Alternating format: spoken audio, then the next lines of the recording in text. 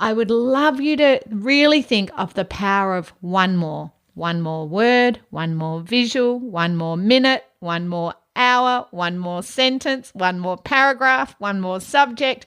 How can we really just add one more? And I guess I always say, it's small steps that add up to big leaps.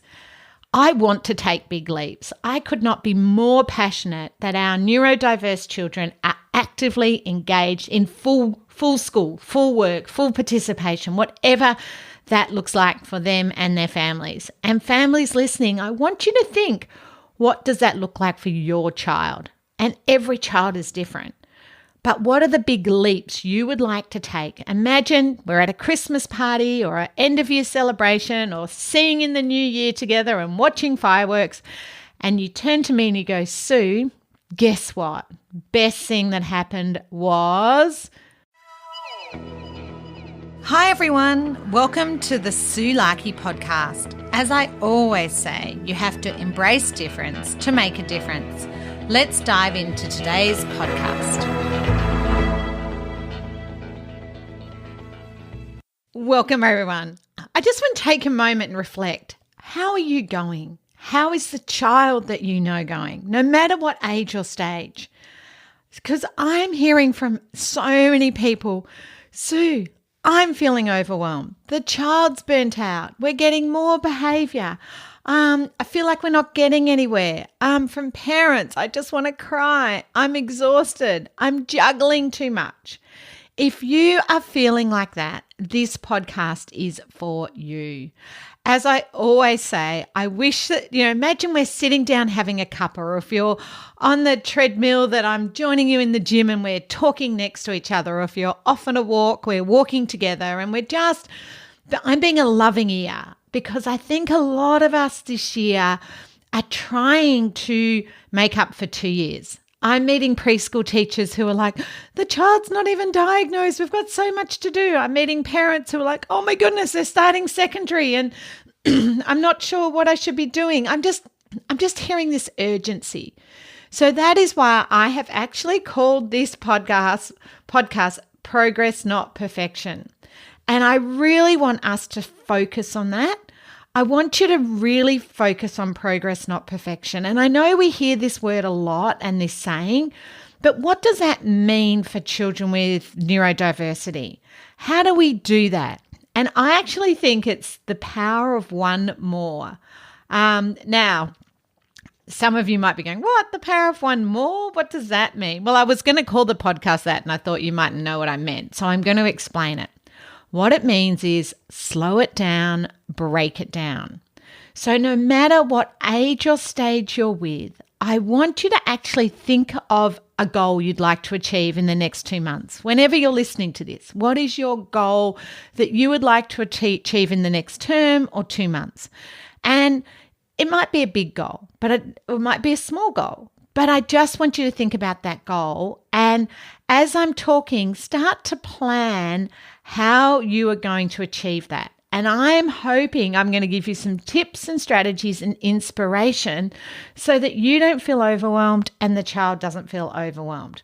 Now, in preparing for this podcast, I was looking in the introduction to my early years book, which I wrote with Gay Von S, who won an Order of Australia medal for her amazing work in Canberra with the parent support group there and the Autism Association. And we wrote this book together because after she'd worked in special schools, she went back and worked with families. And although this is written for the early years, I think it really applies to all of us at the moment. So it's just in the introduction. And it says, the journey through autism is one that requires fortitude, stamina, and a sense of humour on the part of all concerned. Inevitably, this journey will be one of highs and lows. In order to keep a sense of proportion, the child's achievements, no matter how small, need to be marked and celebrated along the way. Keeping a journal or a video diary is a wonderful way of providing this record. I think this is where I want us to go back to, just these small little steps and celebrating along the way. I look at goals and I look what people want to do, like, oh, I want the child out of nappies. Okay, but we need to slow that into small steps. I want the child to hand in their homework. Well, how about we just choose one subject? So that's why this podcast is all about that. Slow it down, break it down. Now, one of the things Gay and I strongly feel when we wrote this book, and it's why it's spiral bound, is it is important to remember to take time to look after yourself, to relax and re-energize. Whether you're a parent, teacher, carer, I just want to remind you it is important to re-energize. And I believe, this isn't in the intro, this is just me talking, I strongly believe the only way to keep that energy up is actually having slow it down, break it down, and rewarding both yourself and the child. For example, back to the toileting one of the things Joe Atkins and I write in the book is, in Tips for Toileting, is you actually need to reward yourself along the way. As your child achieves things, you need to reward yourself. And I truly believe, as both educators and parents and carers, we often reward the child but forget to reward ourselves. So, and I really like this. This is what we wrote in the book. As well as your child, you will need some autism time each day when he or she can relax and calm himself. And our point is the child needs some time out, and so do you. And I know Anna Tallerman's son Daniel called it defragging, when your computer just goes zzz. Sometimes we need that time. Sometimes you need to take that time. So I guess my point is, in reading you this, that we need to really just choose one or two ideas at a time, one or two goals, so as we don't overwhelm the child and ourselves. But the main reason I'm saying just one or two goals is actually to see progress, not perfection, to actually not aim for everything to be perfect. We're just going to choose one goal to do. So the way I see it, it doesn't matter what age or stage you're at. For a child who is under 7, it might be one more word or one more visual. For a child at primary school, it might be write one more sentence. For, you might add a minute sitting on the mat, or an hour a day to a child attending, or a day at work for an adult. One more minute, one more hour, one more day. Often secondaries want all homework handed in. Well, how about we just choose one subject, then two subjects? So how do we break it down, slow it down for all of us? And honestly, I don't think we can get consistency or persistence unless we have small achievable goals. And what I mean by that is everyone on the same page. It's exhausting chasing up homework from every subject. But how about we just get one subject right, then add another one, then add another one?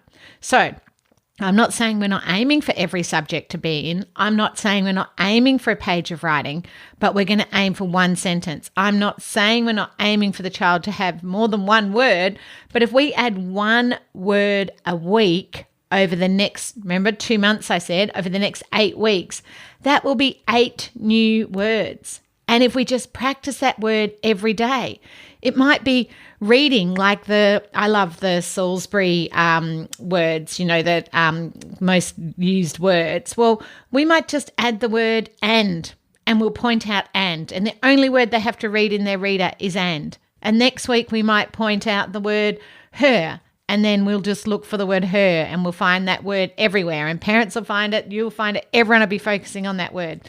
In fact, I find with reading, when I do it like that the child only has to, so the first week we've got and, the next week her, we actually start adding the words a lot quicker because the child becomes confident. And this is what I find, that if our goals are small, the child feels more confident, and therefore we're rewarding that, and then they feel more motivated and they get momentum. And so do you, because you're just focusing on that. If you've got 30 kids in your classroom and you've just got one goal for each child, that's a lot of goals. And if you've got one goal in each subject, oh my goodness, that is a lot of goals. So, for example, back to the homework, one of my students, we just focused on, let's get our maths homework in. That was his favourite subject. We're just going to get maths in. Then he loved history. Let's get history in. Then music. Okay, let's practice our music. But we were adding the maths, then we add the history. Now we're adding some music practice. So we're not asking him to do everything, but by the end of the term, he was doing everything. One of my young men, we were transitioning to work and we started on 1 hour a day, 2 hours a day. By the end of 2 months, we are up to 8 hours a day. But 8 hours a day was not achievable for him straight away. I have students who attending school can be a challenge. So maybe we just go to recess, then go actually over recess. Just add that small because often the dysregulation happens over that recess break. So I wouldn't add an hour in that situation. I'd just add the next activity. So for a whole week, we just add recess. And then the next week, we add from recess to before lunch. And the next week, after lunch. And then the next week, an hour. And then we add, and I would break up the afternoon. That's often a hard time for my students. So I would be breaking that up into 2. But if we broke the day up into 10 sections and they're currently only attending 2 and we add 1 a week, in 2 months, they will be there for the whole day. So I would love you to really think of the power of one more word, one more visual, 1 more minute, 1 more hour, 1 more sentence, 1 more paragraph, 1 more subject. How can we really just add 1 more? And I guess I always say, it's small steps that add up to big leaps. I want to take big leaps. I could not be more passionate that our neurodiverse children are actively engaged in full school, full work, full participation, whatever that looks like for them and their families. And families listening, I want you to think, what does that look like for your child? And every child is different. But what are the big leaps you would like to take? Imagine we're at a Christmas party or an end of year celebration or seeing in the new year together and watching fireworks. And you turn to me and you go, Sue, guess what? Best thing that happened was, or I'm so excited I'm so excited she. What would you tell me the achievement was? Because I think sometimes we've got too many things on our list. Can we just make it one big thing, like handing in homework for all subjects, okay? Now, the other thing that you're all going to struggle with, and I know this is going to be hard, this episode is called Progress Not Perfection. So when the child does do any of those 1 more minute, 1 more hour, don't aim for perfection. If the child stays over recess and there's an incident, don't catastrophize and go, no, we can't stay over recess. It's okay. Things happen at recess. Lots of kids have incidents. If the child hands in their maths and it's all wrong, let's not get caught up in the correcting them. The goal was they handed in their homework. Tomorrow they might get some right, because I see this all the time. Like when a child has one accident, suddenly it's not working. All children have accidents when they're toileting. Children, I don't know how I emphasize it more, but please, that we are looking for progress, not perfection. If our goal is 1 more word and they don't recognize the word, don't worry. We're just going to keep repeating it. And remember, I talked to you about the power of routine and repetition in episode 159. If you haven't listened to that, go back to it. The reason 1 more works so well is we're going to do repetition for a whole week. So I'll go back a step. When I worked in the autism school, my principal was the first person who taught me this 1 more minute, 1 more step. Okay? So what she would say is, okay, our aim is the child sits on the mat for 10 minutes. You're just going to add 1 minute a week. So week 1, they're sitting for 1 minute. Week 2, 2 minutes. Week 3, 3 minutes. But think, how many times across the day have they got to practice that 1 minute? How many times across the day, if we're getting a child to learn, I've just had a parent this week who want the child to sit at the table to eat. Well, let's think. Breakfast, recess, lunch, afternoon tea, dinner. That's maybe dessert. 6 opportunities a day, maybe add in a few snacks. 6, 7 opportunities a day to sit at the table to eat. And we're going to repeat that over 5 to 7 days, depending if it's a school or home goal. So that's like 50 opportunities to add that one more minute to sitting at the table, or eat one more biscuit or one more bite. We're not going to aim for the whole sandwich at first. We're just going to add that one more minute 7 times a day. And then the next week, we're going to aim for 2 minutes or 2 bites or, 2 pieces of their sandwich. So we'll do that for another week. So we've got the 1 minute or the 1 bite, then we add the 2. So the same with, say, handing in the subject of work, getting our homework done. The first week, we're going to have maths, 5 days a week. So we're going to have 5 opportunities to hand in that maths. Then the next week, we're adding history. So we're going to add the maths. We've got that happening. So that's 5 opportunities. And now we're going to add the history. But remember, our goal was to hand in homework. So we're adding that homework. And what I have found over the years, by about week 3 or 4, sometimes we make big steps forward. And what I mean is I had a student who suddenly was doing their music homework, plus they had some theory to do. This is in high school, and they did that as well without being asked, because it sort of worked in with doing their actual practice of the instrument. And then he started handing in his English without us even mentioning it, because he'd got into that pattern and I think wasn't so stressed about it. And we'd put in place systems, because often what happens, that first week getting the child to sit at the table to eat might be when we look at, okay, what's the chair? What's the arrangement? Who's sitting next to them? And then we might have to tweak it a little bit in the second week. But by the third week, hopefully we've got the systems in place.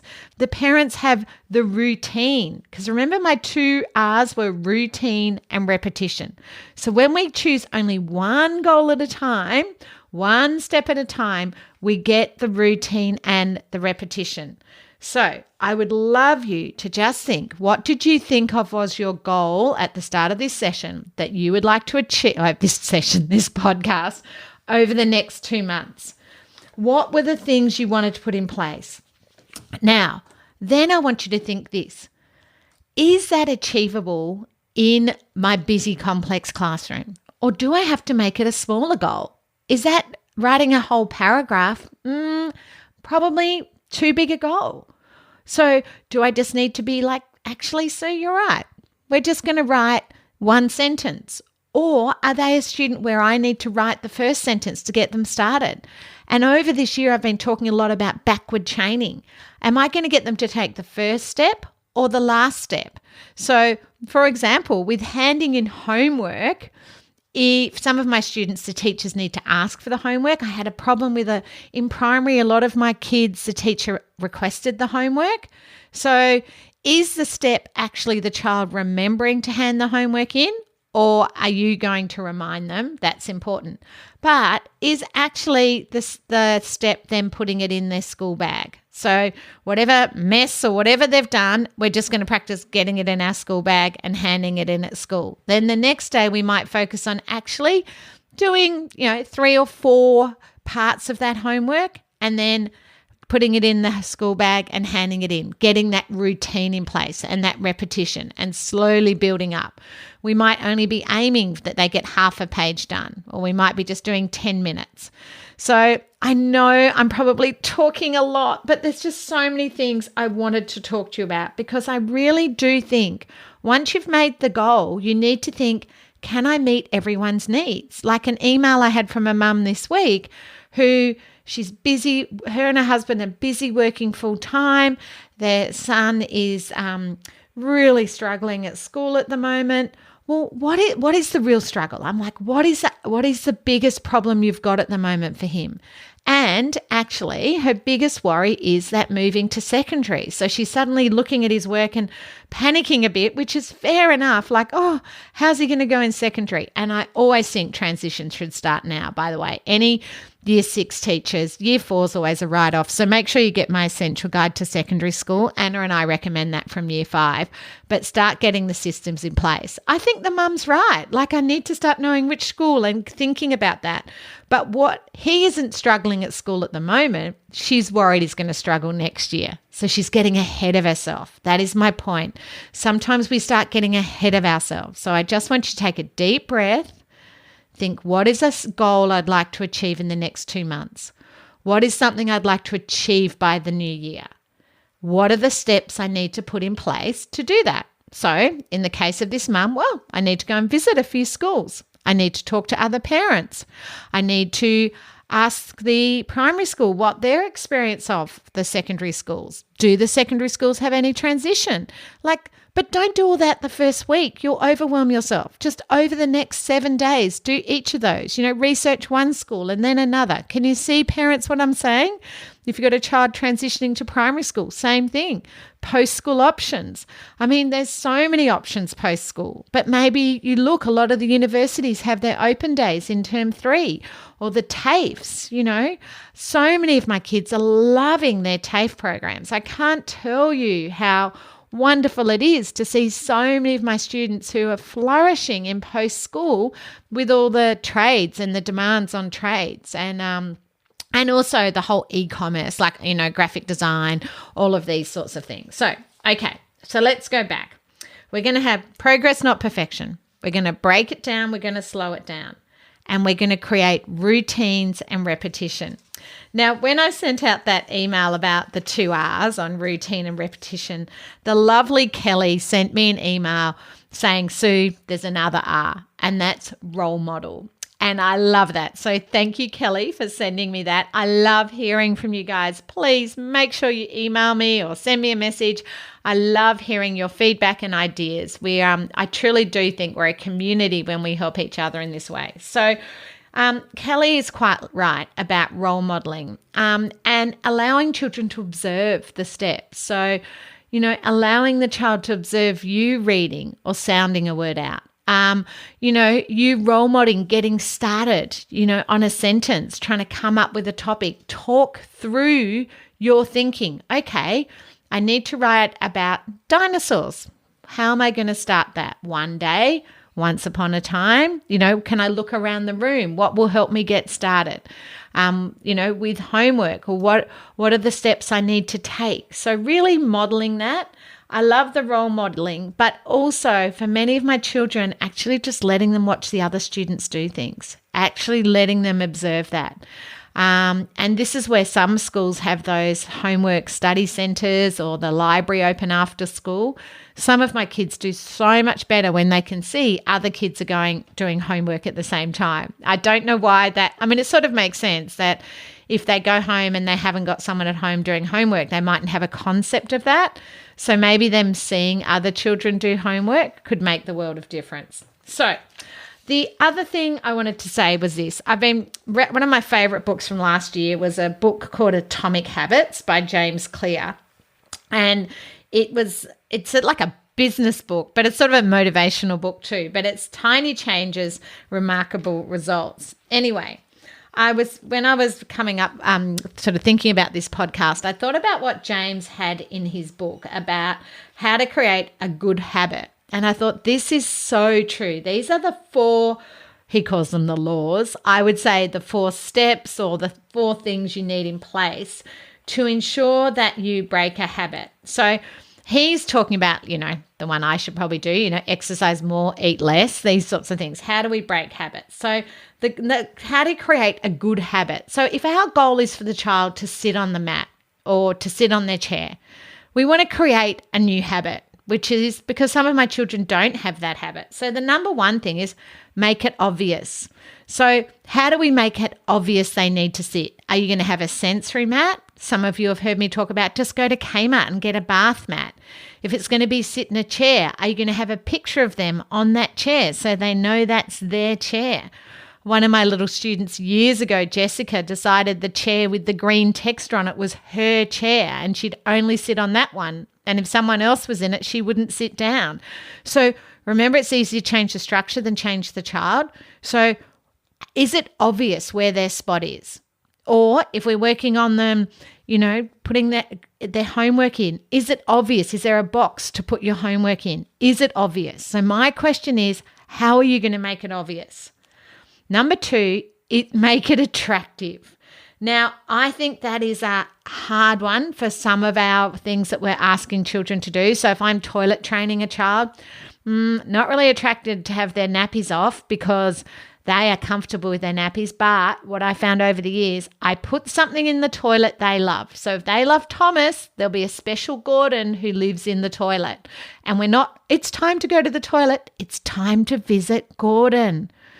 If we have a child with their homework, well, once the homework's in the bag, then we can go on Fortnite, the when and then. I use the when and then for a lot of attractive stuff.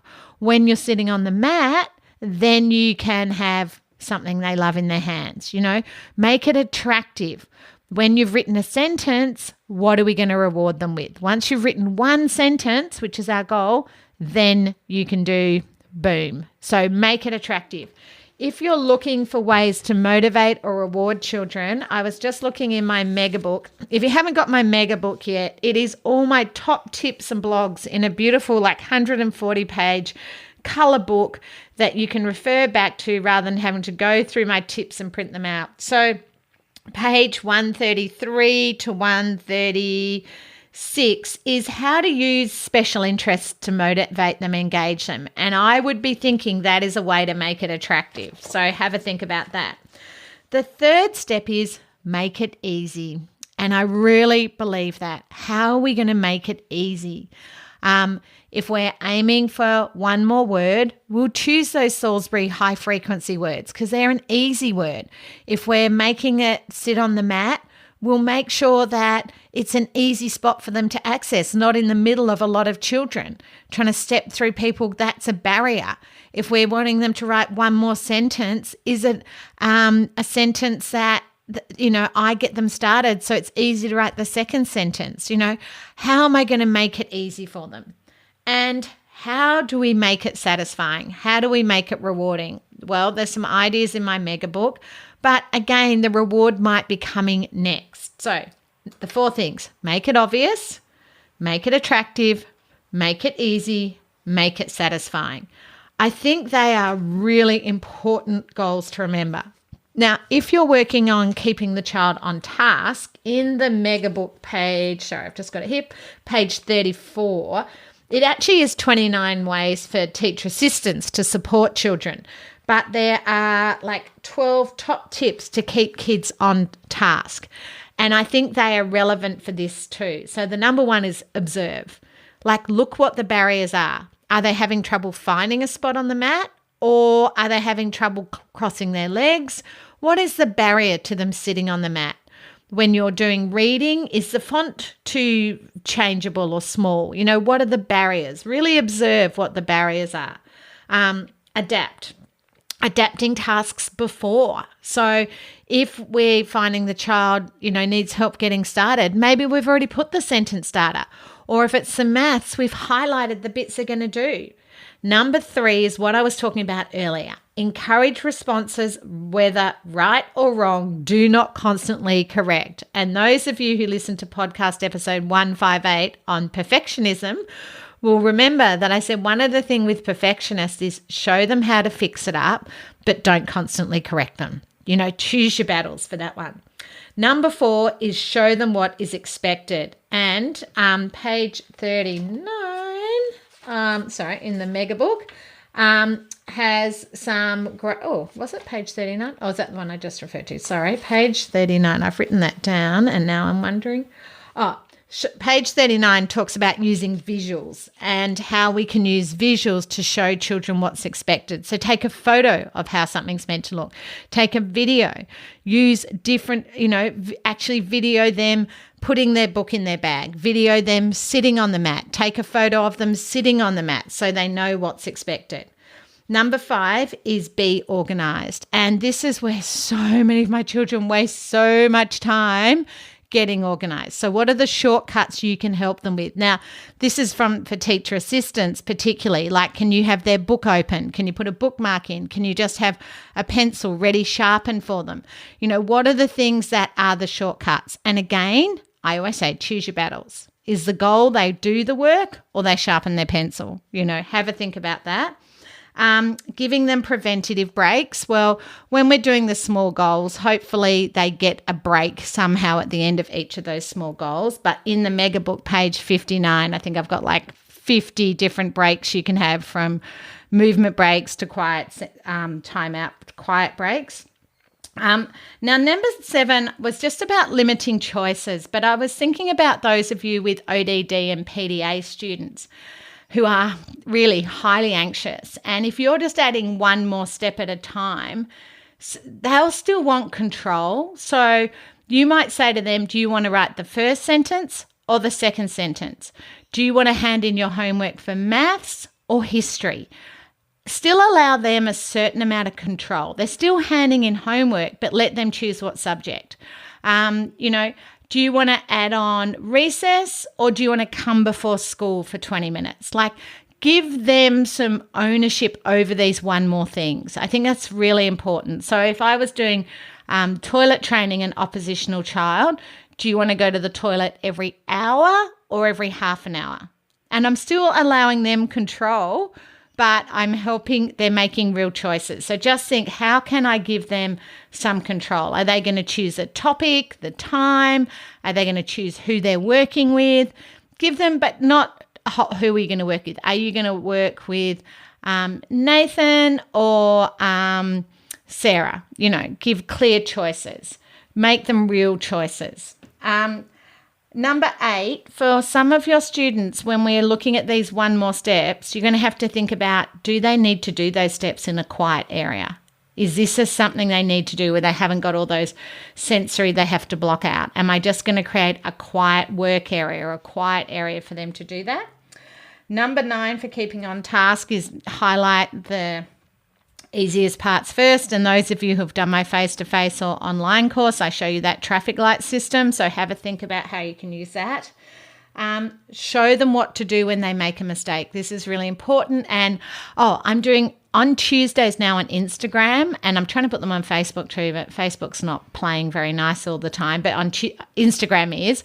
So on Tuesday, I'm doing top tips. And one of the ones that I did a couple of weeks ago was like, show them what to do if they make a wrong choice. So if they choose a wrong book, a lot of my kids will just throw it on the ground or rip something up. Show them how to put it back, or show them how to say, Mrs. Larkey, can I have a different worksheet? Often we just tell them, don't throw the book, don't rip up, but we don't tell them if they've made a wrong choice, how to change it. Oh, you chose Sarah, but you wanted a Nathan. It's okay. You can say, sorry, Sarah, I've changed my mind. I'm going to work with Nathan. Show them how to fix up those sorts of mistakes too, because often that's when I get the anxiety and the overwhelm from the child. So show them what to do when they make a mistake. I mean, I've also talked about that O for opportunity, and I did that on Instagram too. So make sure you follow my Instagram. I'm putting up lots of top tips. So just like 1-minute tips on my reels on Tuesday, top tip Tuesdays, I'm calling them. And on Mondays, I'm going to do Q&A. So if you have any questions, send them in and you might see them on my Instagram. Ensure clear, concise and explicit instructions. You've all heard me talk about that, the GPS and making sure your words matter. Don't just say, do your homework. We're going to say, okay, we're going to do our maths and we're going to do page 54. Be clear. So remember, also add in repetition and routine and role modeling, thanks to Kelly.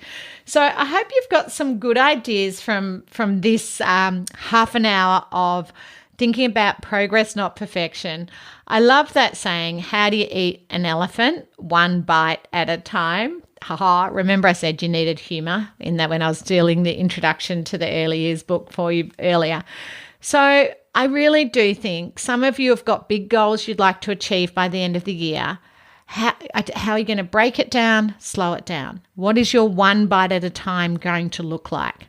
Now, I need to warn you, often with girls on the spectrum, I see 3 steps forward, 1 step back. I don't know why that is, but I just want you to know. If we're just taking tiny steps, it's not going to be step for the 10 steps. It might be 5 steps forward, 1 step back. And then actually sometimes I see 3 steps forward. So please don't be hard on yourself if you see little steps back. So when I'm doing toilet training or toilet timing, sometimes we go a whole week without an accident and then we'll see a little accident and we'll see the holding the poos again. Do not worry. If you're handing in the homework and we're, week 7, yay, everything's handed in, the child's getting tired, more demands, more due. Well, week 8, we might be back to 4 subjects, but don't catastrophize. Just go, it's okay. We're going to get there. We know it's achievable now. And that's what I tell myself. I always think, I know it's achievable now. So if you would like any more tips or strategies, I highly recommend that you really think about joining me in term 2 for a workshop. Have a look on my website. I'm visiting most states, and if I'm not coming to you, you can do the online on-demand course, and I'm running one live virtual, did I say term 3? I hope I said term 3. One live virtual workshop, so no matter where you are, you can join me in wherever you are in the world or wherever you are online. You can join me on a Friday. I haven't got the date in front of me, but I would love to see you. Look, I know in term 2, particularly those of you in Australia, we had a massive problem with relief staff. So what I thought I'd encourage you to do is maybe go and see your principal now or whoever you have to get approval from and book in that relief teacher now. Like if you know my workshop's in August, and I know it seems ages away, but with the lack of relief staff, maybe it's worth booking them in now. So you're just done, you're booked into the course, you get the early bird, plus you got your relief staff already booked and in the diary. So I highly recommend, even if you're doing the live virtual, you still need a relief teacher for that day. So book it in. Now, if you end up not being able to come, don't worry. We won't charge you for not being able to come. What we can do is swap you to the on-demand course anyway, which is exactly the same course. So do not stress. I have got you covered, okay? I just look forward to seeing all of you. I love seeing everyone this term. It was so nice to being back face-to-face. Now, if you do come to my course and you're a podcast listener and you want to get a photo with me at the end of the day or during the day, please let me know. I find it a bit awkward going, hey, do you want a photo with me? But I really did love when people had that courage to come up and go, can I have a photo? And I realize that is a courageous thing to ask. So how about this? Just come up and go, Sue, I'm a podcast listener. Can we have a photo together? Or we want a photo for our newsletter. It just seems a little bit weird for me egotistically to go, hey, do you want a photo with me? So let me know, because what I find once one person's done it, everyone comes up, and I love that. And I'm hoping on Instagram we can have a whole gallery of fabulous photos of us all connecting. So last but not least, if today sort of resonated with you, or you know someone, a parent, a carer, or a teacher or educator who is feeling overwhelmed and maybe just needs to take that deep breath and just break it down, slow it down, and just aim for progress, not perfection. I know there is a lot to do, and I know there is an urgency no matter what age or stage you're working with. But let's all be kind to each other, and let's be, support each other.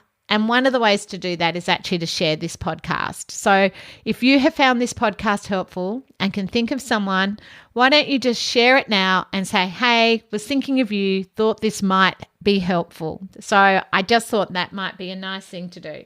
So hopefully you are all going to think about what's the goal we want to achieve in the next 2 months. And if I was standing with Sue at New Year's Eve, what would I be telling her we have achieved in the last 6 months? And then how are we going to slow it down, break it down? Best of luck. I hope you've got some great tips and strategies to make a difference. Remember, strategies wear out, and not every strategy works for everybody. If you're ready to dive in deeper to more strategies and ideas to make a difference, I'd highly recommend you consider Dr. Tony Attwood or my online courses. For more information, visit my website www.suelaki.com.au.